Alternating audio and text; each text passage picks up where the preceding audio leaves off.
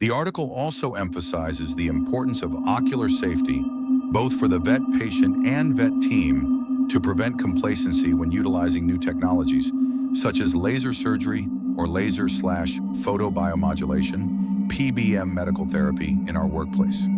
Lasers below the visible spectrum are especially dangerous because the eye does not have a natural aversion at these wavelengths. We do not blink fast enough to stop the damage from the beam. Light entering the eye from a collimated beam in the retinal hazard zone area is concentrated by a factor of 100,000 times when it strikes the retina. So even a low-power beam is a concern. Therefore, where the adherence to laser PBM safety guidelines is substandard, there remains a constant concern of the risk of catastrophic ocular damage to any patient or staff inside the nominal ocular hazard zone, note C.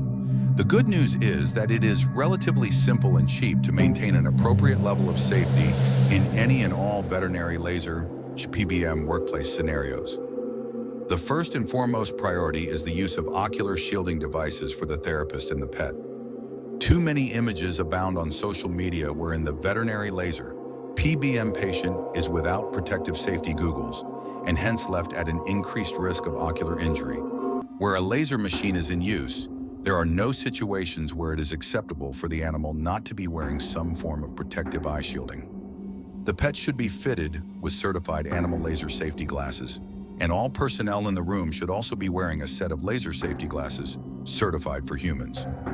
Your safety glasses must be marked with the exact wavelengths at which your therapy machine works. Otherwise, the glasses do not protect you. The abbreviation OD stands for optical density, the capability to block most of the laser light. While the OD range is 1 to 10, most medical therapy safety glasses stop at OD6. Therapists cannot see properly in the darkness of OD7 and beyond. The OD for dog safety glasses usually ranges from OD4 plus to OD5 plus. Any darker, and the dogs start to reject the glasses. The glasses do not protect against a laser beam being shown directly and persistently at the eye. Tips of these issues: chemotherapeutic options for the neoplastic invader, safer selection of topical agents, globe and eyelid tumors, and the surgeries to address those lesions are most often vision impairing and disfiguring. Many owners decline enucleation or partial resections and simply allow the tumor to take its course. Often, owners of elderly animals will decline even the most basic harvesting of diagnostic samples. However, we no longer need to resort to neglect or surgery to offer effective and life-extending treatments to these ocular presentations. There is now sufficient peer-reviewed evidence to indicate that some topical chemotherapeutic agents, such as mitomycin C, can be used pre-surgery, wherein the tumor may. Mitomycin C, topical mitomycin C, is used routinely in human corneal surgery or post-trabeculectomy, and as an adjunct therapy to treat squamous cell carcinoma in cats, dogs, and vascular tumor in horses. The mitomycins, produced from the fermentation process of the microorganism Streptomyces, are a family of natural products that includes mitomycin A, B, and C.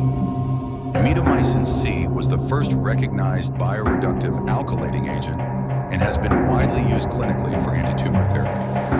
Topical application of mitomycin C drops in the somewhat self-contained ocular globe allows the drug to flow to the wider ocular tissues and fornices of the globe, addressing the need to treat an entire conjunctiva at risk and any local metastatic concerns, with less dependence on defining tumor margins.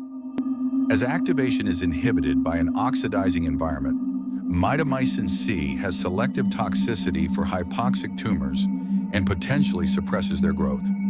Tumor hypoxia and an increased expression of bioreductive enzymes in malignant cells create a selective environment for drug activation. Conclusion: it goes without saying that no chemotherapeutic agent is completely clean or risk-free. However, when it comes to our veterinary patients, my personal preference is encouraging consideration of selecting mitomycin C rather than 5-FU.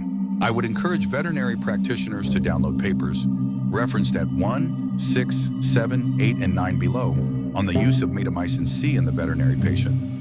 Note and record the different protocols and doses used in each case in order to provide yourself with a reference guide for a variety of patients and lesions that may present to you for treatment.